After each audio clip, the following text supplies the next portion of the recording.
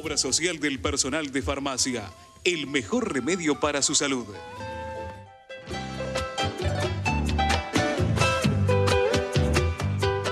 Muy bien, seguimos en este programa del día de hoy de Proyecto Federal. Hablamos de economía, de política, de tantos temas de actualidad. Vamos a hablar de salud también en un ratito por un tema muy puntual que les anunciábamos al principio del programa. Pero seguimos hablando de salud, pero desde el punto de vista cómo está el sistema de salud en la provincia de Buenos Aires. Con lo que está ocurriendo en el Hospital Posada, está ocurriendo en otros hospitales.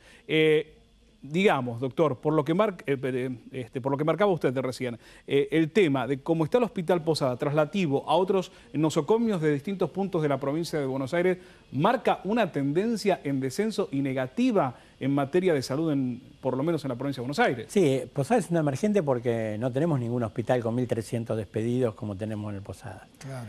Y realmente que nos ha golpeado duro en la estructura asistencial, porque decía yo que decían que iban a echar ñoquis y echaron, por ejemplo, al pediatra de los sábados, a los chicos de recuperación. Disculpen, vamos a repetirlo, Jorge, porque, a ver, sí, pediatra de los días sábados, bueno, las mamás, ustedes saben, los papás también, pero las mamás, porque concurre en su mayoría acompañado por sus padres y demás, el día sábado, ¿no? El día sábado. Un día que es una situación que es comprometedora, si tiene algún tipo de patología, esperar hasta el día lunes, ¿no? Después echaron a 2 pediatras de recuperación cardiovascular infantil. Para operar un chico del corazón hace falta un recuperador cada día. Había 7, ahora quedaron 5. El jefe dijo, yo no opero más. No se está operando cirugía cardiovascular infantil. Discúlpame, el jefe dijo no opero más por una cuestión de riesgo, ¿no es cierto? Y porque no tiene recuperadores. ¿Y qué argumentan desde el gobierno para... No hay argumento. Echar a esta gente. No hay argumento. Perdón que le pregunte porque no tengo lógica, no me entra en la cabeza, no puedo entenderlo. Echaron 5 maestras del jardín maternal, donde 200 trabajadores dejan a sus chicos. No van a poder funcionar, van a tener que salir a buscar guardería privada ahora en el comienzo.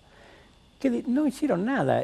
Ustedes hicieron ningún estudio. Hicieron una raya, contratos agosto 2015, y para abajo echaron, sin mirar a quién estaban echando. Y hay gente por ahí que estaba trabajando hace 1 año, 2 o 3 y firmó el contrato 48, es decir, los contratos de precarización, en determinada fecha. Y tomaron esa fecha y mandaron el telegrama de cesantía. Dijeron que iba a echar a la barra, pero también echaron a los 100 trabajadores de limpieza del turno tarde y están ya llamando a una empresa privada para que se haga cargo. Están echando trabajadores de cocina, están llamando a empresas privadas de cocina. Las cesantías van de acuerdo también a un proyecto de tercerización y privatización. Así que, bueno, estamos en asamblea permanente.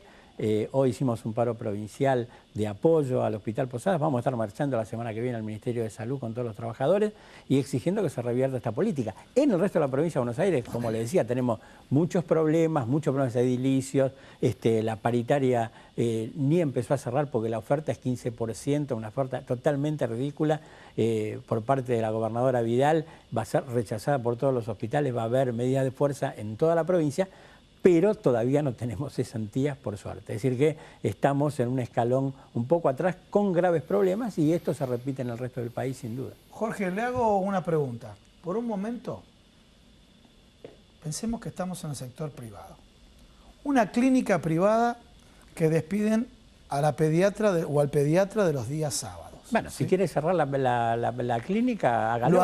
¿Lo haría un gerente de una clínica privada eso? Si le ordenaron cerrar, sí. Centro Gallego tenemos muchas clínicas con problemas. Bueno, Centro con ese Gallego tipo de problemática. Y sí, pero viene, como se dice el CEO ahora, cerrame.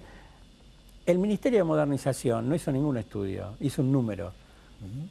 Decenas de miles. Hay que llegar a ese número. El número de despedidos no tiene que ver con una racionalización del Estado, sino con llegar a 10.000 aquí, 5.000 acá y sumar una X cantidad de despidos que tengan como objetivo, obviamente, un mensaje a los trabajadores del Estado acerca de su condición y el salario a la baja. Es decir, cerrar convenios a la baja sobre la base de la presión de la desocupación. Este plan antiinflacionario que cierra con salarios a la baja, cierra con recesión, cierra con despidos. Y creo que el optimismo que tiene Macri tiene que ver con el plan que está tratando de aplicar. Jorge, le agradecemos muchísimo. Gracias por Yo sé haber que venido. estaban en todos los medios. Van a emplear medidas de fuerza. El 29, junto con la CTA Autónoma, estamos en medida de fuerza en todo el país. Va a haber paros y movilizaciones en Capital, a la Casa de la Provincia, al Ministerio de Salud Nación, al Polo Sanitario en Córdoba y a otros lugares en distintas partes del país. Bueno, muchas gracias. Gracias por haber venido. Bueno, Muy amable. pasamos a otra parte del estudio y bueno, todo tiene que ver con todo, ¿no? Pasamos a la política y a la economía. Primero comencemos por el lado político. Bueno, ¿cómo lo ven ustedes dentro del peronismo estos cambios que se están generando dentro de la provincia de Buenos Aires?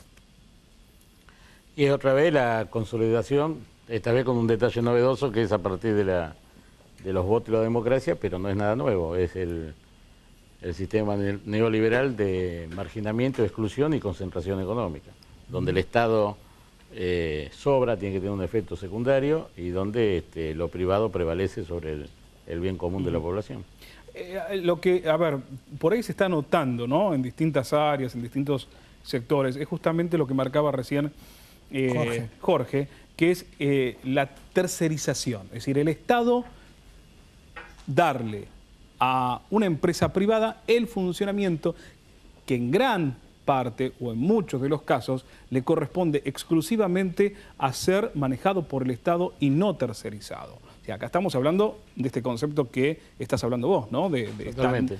Concepto neoliberal que se aplica. Nosotros venimos 12 años de políticas recuperatorias propias del Estado en beneficio de la sociedad. O sea, todas las recuperaciones que se hicieron a partir del despojo, que fueron desde el retorno a la democracia y que se incrementaron en las décadas de los 90 con el gobierno de Menem, el gobierno de Néstor Kirchner primero y de Cristina después, había empezado a recuperar para el conjunto de los habitantes de nuestro país empresas emblemáticas, ¿no? YPF, los ferrocarriles, el caso de aerolíneas, la baja de las AFJP, esa tremenda maquinaria de transferencia de recursos del pueblo a la banca privada. O sea, eso ya lo vivimos desde los dos lados, o sea, desde cómo lo quisieron implementar, el fracaso y cómo logramos revertirlo también con decisiones políticas. Y hoy volvemos a una película que ya fue vivida, desgraciadamente. Bueno, dice Ernesto, el presidente, por fin Argentina se está abriendo al mundo. ¿Me traducís esto? Con la realidad también, ¿no? Sí, bueno, la apertura al mundo es esto de derogar, había 19.000 posiciones arancelarias que son lo que va cuidando el ingreso o no de productos al mercado interno. Ahora hay 1.000, o sea, esas 18.000 que desaparecieron van a empezar a impactar en la pequeña y mediana empresa. Para abrirse al mundo también tienen que venir las empresas, ¿no? Y las empresas que vienen de afuera no quieren competencia, razón por la cual el tarifazo de 700%, hoy una heladería de barrio tiene que pagar, que pagaba antes 2.000 pesos de electricidad, tiene que pagar 11.000. Ese empresario, el pequeño emprendedor, ¿qué tiene que hacer? ¿Dejar de pagar impuestos, echar un trabajador? Digo, está en esa disyuntiva, trasladar todo al cucurucho. Nadie va a comprar un helado a 500 pesos. Entonces, me parece que ahí ese abrirse al mundo es muy complicado porque la orientación que ya marcó el secretario de Comercio, Miguel Brown, es ir a la Alianza del Pacífico, que está siendo promovida justamente por el gobierno norteamericano. Pero que no existe, una alianza que en la práctica no existe. Las reuniones están siendo tenidas justamente con personas que están asociadas hoy al endeudamiento argentino, que JP Morgan tuvo la última reunión en Nueva York, con los ministros de Economía de la Alianza del Pacífico. JP Morgan le prestó a la gobernadora 1.200 millones de dólares al 9,4% a 7 años y habilitó 5.000 millones de dólares más al ministro de Economía, Alfonso Pratgaí, para, digamos, tener en reservas. Pero digo, ese es el mundo al cual estamos yendo de a poco, pero para eso Macri también necesita el número que dijo el fin de semana, que era 1 millón de trabajadores estatales en la calle. Y si uno se pone a pensar la historia de los despidos estatales en la Argentina a nivel nacional, o sea, de empleados nacionales, solamente 2 momentos históricos ocurrió un recorte de trabajadores o expulsión, y son la dictadura y la convertibilidad. Y ahora ¿qué pasa con esta gente del Estado que ya ha sido despedida y que se siguen sumando por lo que vamos viendo y hacia un número importante, como marcas vos? pues esta gente tiene que conseguir trabajo. No lo Sí, tendrá la más el Estado, problemática pero igual necesita trabajar, no es- necesita llevar alimento a su casa. Igual la problemática va a ser más gruesa al interior de las provincias, porque el grueso de la planta estatal, provincia, nación, municipio, la mayor cantidad de gente está ubicada en los empleados provinciales. Claro. Acá, digamos, mientras se va expulsando trabajadores del Estado nacional, en el plano provincial es donde hay mayor cantidad de planta personal. Entonces, si Macri está diciendo que va a ir 1 millón de trabajadores despedidos, no va, ya con esto en Nación ya está. Lo que va a empezar es un proceso de expulsión de trabajadores provinciales. Y ahí es cuando, bueno, por lo menos uno tiene que empezar a repensar que esta vivirse el mundo va a ser como una Argentina que, por lo menos en los planos provinciales, va a estar devastada, digamos. Ernesto. Pero justo íbamos a mencionar 2 Ernestos, ¿sí? Ernesto Matos, ¿sabes que un dirigente de la Alianza Cambiemos, Ernesto Sanz, después de la devaluación y la actitud que tuvieron los empresarios, actitud de los empresarios que se comprometieron a liquidar divisas en una cantidad que no cumplieron, actitud de los empresarios que iban a conservar la fuente de trabajo que no lo hicieron, actitud, no de todos, pero de muchos empresarios que van en esta dirección, dijo, y que subieron los precios, muchos de ellos que no tenían que ver con los insumos importados, dijo, nos hace falta un Guillermo Moreno Sí, lo escuché. controlando eso, ¿no? Obviamente, te doy ya las palabras cuando le hice una entrevista a Aldo Piñanelli, dijo que era una locura, pero cuando, más allá de la frase que puede decir un dirigente de otro dirigente, más mencionando nombre y apellido, sino la figura de que, ¿qué pasa? Si no hay un control férreo, si no hay una mano dura, no es la mano invisible del mercado que viene a acomodar las cosas porque no existe. Sí, lo retomó eso Nicolás Massot, confirmó ese comentario de Sanz, donde obviamente ellos hoy, para algunos empresarios, necesitarían tener a un Guillermo Moreno. Pero a un Guillermo Moreno en términos de, bueno, a ver, generar un programa, un control de precios, es simplemente, digamos, una transición hacia un mayor acuerdo entre empresa y Estado. Digamos, no es otra cosa, no es la solución final, pero bueno, es un principio para hacer algo y tener precios más controlados. La pregunta venía radicada por el tema del liderazgo, el control, le sueltan la mano y se desbordan. Y casualmente los empresarios pymes no se desbordan, porque muchos dentro del sector farmacéutico, muchos no, la mayoría son empresarios pymes. O sea, el que se desborda, aquel que es formador de precios, los demás no pueden desbordarse. Pierden mercado, salen del mercado y se concentran los más grandes. Sí, acá digamos lo que estamos asistiendo un poco en la Argentina actual es a ese proceso de concentración con un nivel de alto desempleado más o menos proyectado acá al 2016 y que obviamente lo más digamos duro, si uno se quiere, si uno quiere poner otro ejemplo, por ejemplo es la cultura popular.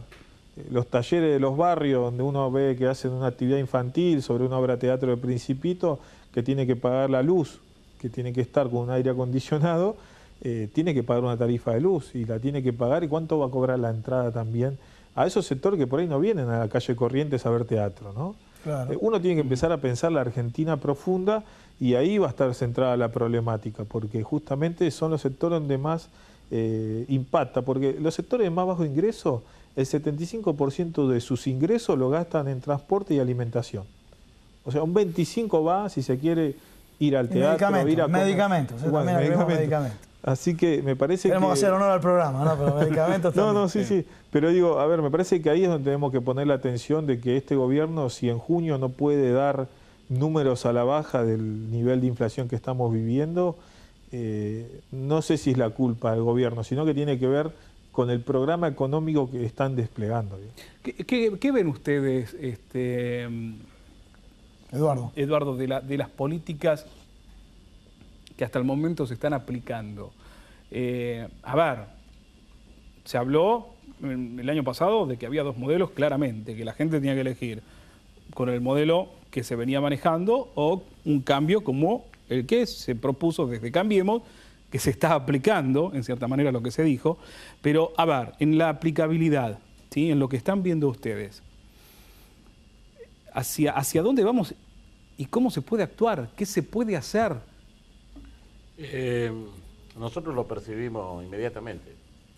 En distritos como el nuestro, del conurbano más profundo, las políticas económicas de este tipo se notan inmediatamente en el día. Lo vemos en que viaja menos gente, lo vemos en los centros comerciales menos movimiento, vemos, notamos la preocupación y notamos a ver mucha gente que está parada, ¿no? La construcción, diversos del comercio y la restricción lógica del miedo de no consumir. Veníamos de una etapa donde eso no se planteaba, el miedo a consumir, ¿no? Hoy han bajado las carnicerías, han bajado los supermercados, las ventas, y hay un ministro por ahí que está diciendo que estamos acostumbrados a comer demasiado barato. ¿Cómo lo explica eso? No sé, que va a aumentar, pero el poder adquisitivo de la gente sigue para abajo. Entonces eso se sufre cotidianamente, con ejemplos concretos, ¿no? Con relaciones concretas, no es ni una estadística, ni es un informe, ni una encuesta. Lo vemos a día. Y bueno, nosotros creemos que acá es un tema que cede a lo que se puedan plantear políticamente de determinada pertenencia. Hoy por hoy pareciera ser que no existe más nada, no existe la oposición, que todas las confrontaciones políticas se saldaron en noviembre del año pasado y que de ahora en más hay que gobernar, hay que ayudar y no se puede plantear nada. Falta de tiempo, la culpa constante al gobierno anterior que dejó el país endeudado. Cuando ellos criticaban el relato, ellos están haciendo un relato de un país fundido que no es real, de un país sobredimensionado en la estructura del Estado que no es real, y mientras tanto van dejando no solo políticas económicas en detrimento del pueblo argentino, sino también del Estado, concretamente. Programas, el tema de la moratoria con la jubilación, se termina ahora en septiembre. Entonces son políticas que en distrito como el nuestro, que es un distrito trabajador, distrito de trabajadores, de donde se ha forjado a partir del esfuerzo del conjunto de la sociedad, esta política influye muy negativamente. Claro. ¿Cuál es la salida de esto?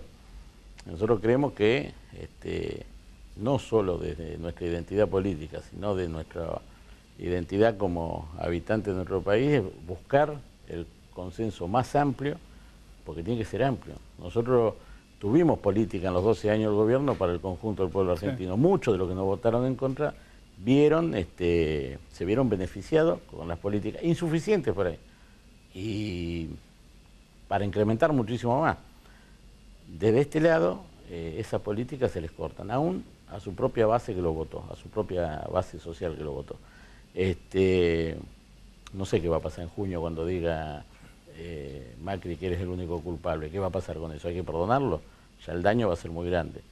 Y en esto nosotros tenemos que ser claros. Hay que buscar el nivel de acuerdo más amplio entre todos los sectores populares, porque políticas como esta hacen peligrar la democracia. Porque no nos olvidemos que estas políticas se implementan desde un gobierno que ganó legítimamente. Pero las políticas son de exclusión y de exclusión de las mayorías. Entonces se pone en riesgo lo que significa gobernar en un sistema democrático. Y queremos encarrilar esto, poner todo el apoyo y encarrilar esto políticamente para que no sea un caos. Si hay un caos o hay enfrentamientos sociales producto de las desigualdades, siempre pierde el conjunto del pueblo. Eso está claro. Eduardo, muchísimas gracias. Eduardo, Ernesto, nuevamente, muchísimas gracias. A ustedes. Tenemos un montón de temas, Ernesto, no nos alcanzaría el programa el día de hoy, pero ya te vamos a convocar para hablar de otros temas. ¿Te parece?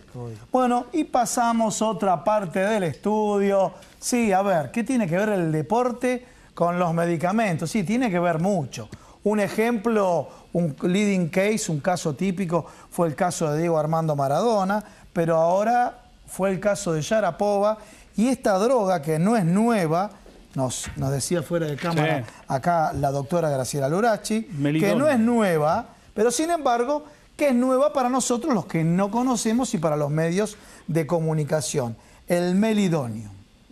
¿Qué tal? Buenas tardes. Buenas tardes. Buenas noches. Sí, es una droga de 1970, que en realidad su descubrimiento fue para el engorde del ganado en Lituania. O sea, suele ocurrir que muchas drogas, a ver, quiero esto para el público en general, ¿no? A veces muchas drogas vienen del ámbito veterinario y pasan al ámbito médico, ¿sí? O aplicación en el ámbito de humanos, y otras viceversa, ¿no? Que vienen del ámbito humano y se aplican también para uso veterinario. Sí, de hecho todos sabemos cómo crecen hoy los pollos, ¿no? Que no era como crecía cuando nosotros éramos más jóvenes. La realidad es que esta droga luego se le vio que era muy útil en pacientes que tenían angina de pecho, problemas cardíacos, problemas de insuficiencia circulatoria cerebral, y se empezó y se aprobó en Europa del Este, específicamente en Rusia, y empezó a utilizarse con fines terapéuticos. Claro. Esta droga no está aprobada en el occidente, o sea, en Estados Unidos o en Europa occidental. FDA no la tiene aprobada. No la tiene aprobada hasta la fecha, y no la tiene aprobada EMA, que es la agencia europea. Pero contale cómo salta esto. Parece que muchos deportistas... Estuvieron los Juegos Europeos de Bakú, ¿sí? Y se le hicieron estudios de dopaje a 700 deportistas y hubo aproximadamente 60, casualmente de Europa del Este, muchos medallistas, de 25 disciplinas hubo 15 que estuvieron involucradas, que empezó a dar positivo esta droga. Entonces, la Agencia Internacional de Lucha contra el Dopaje Deportivo empezó a sospechar. Normalmente uno siempre está detrás del doping, ¿sí? Porque obviamente esta droga, al ser un vasodilatador y a la vez tener una función de inhibición de la metabolización de la carnitina, le daba a los deportistas una capacidad de tener resistencia al esfuerzo. O sea, los vasos... Se cansaban menos. Claro. Los vasodilatadores generan eso. Los vasodilatadores generan una mejor utilización del oxígeno. El oxígeno. Y el hecho de tener más cantidad de carnitina, que es un aminoácido de los que se llaman quemadores, ¿sí? Quemadores de grasa por parte de los deportistas, te hace tener mayor energía. Y ahora, esto ha ocurrido con un caso muy puntual, ¿no? Que ha sido obviamente público en realidad, en el mundo, ¿no? Pero hay otros casos. En realidad es el nombre más conocido. Claro. Si uno busca, no es la única. Si realmente lo utilizaba con fines terapéuticos, hubiera tenido a partir del 1 de enero la posibilidad de presentar un descargo que admite con la historia clínica. Lo que sí hace pensar es que si tenía una patología cardíaca, competir al nivel que ya lo hacía casi imposible. Pero esto nos trae a pensar que tenemos muchos medicamentos que son de uso habitual en terapéutica que el deportista no debe consumir, porque sí está dentro del listado, que no es un listado claro, porque pone la droga pero dice y sus similares. Entonces nosotros pensamos siempre que el farmacéutico debería estar formando parte de estos equipos, ¿no? Claro. En función de un poco estar anticipando las posibilidades de doping y otro poco estar haciendo entender... Farmacología es toda su carrera universitaria. Sí. El médico son algunas materias, pero no su carrera en la totalidad, ¿no? Sobre todo entender los núcleos químicos similares, que son los que precisamente deja entrever el listado cuando uno lo analiza en profundidad. Pero discúlpame, quiero volver a términos menos académicos para la gente, para la población en general. Con esto, a ver, vos corregime. Yo tengo entendido porque uno lo consulta, uno va al cenar, porque conoce deportistas, porque de pronto tiene familia que practica deporte. Y, por ejemplo, un diclofenac está permitido tomarlo, pero el diclofenac asociado con otro producto, por ejemplo, con el piridinol, no está permitido, ¿sí? Y el diclofenac solo sí está permitido. ¿Qué quiero decir con esto? Que no es que todos los medicamentos están prohibidos, a esto vamos, porque si no van a pensar todos ustedes, mi hijo está haciendo deporte competitivo, no está todo prohibido. No, y hasta hace un tiempo también se discutía, ya hoy no está prohibida, estaba limitada en cantidad la misma cafeína. Claro. Entonces, la cafeína se revió y se sacó los límites porque esa parte es algo que va en la alimentación de la gente. El tema es que el deportista tiene que ser muy cuidadoso de aquello que se le prescribe. Primero porque muchas veces, ¿te acordás de Romario? Sí. Que le había dado famoso doping positivo porque se estaba quedando calvo. Sí. Y fue un dermatólogo que le dio una medicación que estaba prohibida. A veces hay que decirle, puede uno ser muy famoso, pero el médico olvidarse de que existe una lista de medicamentos que son de uso habitual que el deportista no debería consumir sin consultar a alguien que esté especializado en el tema. Te voy a interrumpir nuevamente por un tema que ustedes dominan, pero yo como neófito aprendí mucho de ustedes, que es el tema de y la cuestión es no hacerlo científico, la asociatividad de medicamentos. A ver, yo le voy a explicar mi lenguaje muy rústico, muy sencillo, y la doctora lo va a desarrollar y lo va a completar. El tema de la asociatividad, siempre, ¿qué estás tomando? Porque el producto A con el producto B te puede provocar a vos un efecto no deseado, ya sea en el deporte, en tu vida privada, en distintos aspectos. Y este tema de la asociatividad, por ejemplo, está relacionado con lo que comentabas con Romario, ¿no? Claro. A ver, hay medicamentos que, en el caso del caso puntual de Romario, para salir de los casos argentinos, pero que su función es evitar la caída del cabello. Bien. Pero a través de un mecanismo que acumula justamente la hormona que se cree que genera ganancia de músculo y de fuerza, que es la testosterona. Que le da más masa muscular. Entonces, ¿qué pasa? Cuando miden la cantidad de testosterona en orina en un análisis, le da elevado. Otros medicamentos, por ejemplo, que están prohibidos son los diuréticos, porque normalmente cuando un deportista consume un diurético es porque quiere eliminar o enmascarar o tapar lo que venía consumiendo. Lo que venía consumiendo. Por eso, aparte, hay un estricto control por parte de esta comisión antidopaje, porque el deportista antes se lo evaluaba en el momento de la competencia. Sí. Hoy por hoy, y si ustedes recuerdan antes del Mundial de Brasil, que hubo una determinación de doping de la selección argentina en Ezeiza, un deportista de élite que trabaja de deportista debe denunciar día a día en qué lugar se va a encontrar desde las 6 de la mañana del día siguiente, y en cualquier momento, en forma sorpresiva, se le puede hacer un control antidoping. Porque si no era muy fácil, durante 4 años, un año antes dejaban de consumir, seguían con esa impronta y llegaban a las competencias realmente a veces con muchas sustancias prohibidas. ¿Dejaban rastro o no dejan rastro? Que tenemos que cerrar. Sí, dejan rastro. Dejan rastros, y si no los dejan para el control antidoping, lo van a dejar para el resto de la vida de un deportista. Esa sería la recomendación final. Sí, que consulten siempre y que avisen cuál es su tarea cuando van a un médico que no es del ámbito sanitario, que no es del ámbito deportivo. Bueno, muy Doctora, bien. Clarísimo, muchas gracias, Graciela, realmente felicitaciones porque nos sirve a todos nosotros y para ustedes, cuestiones prácticas, porque tal vez sus hijos, y de pronto muchos profesores de educación física terminan recomendando, toma esto, toma lo otro, tengan mucho cuidado. Bueno, antes de cerrar, vamos a contarles que el 16 y 17 de este mes de marzo ahora estamos viendo imágenes ahí, realizó una reunión del Consejo Directivo Nacional de la Federación Argentina de Trabajadores de Farmacia, como lo estamos viendo en pantalla en este momento, en la ciudad de Mar del Plata. Allí estuvieron presentes el secretario general, como invitados, ¿no?, de la CGT Mar del Plata, Pedro Fernández, y el secretario general de ESMATA.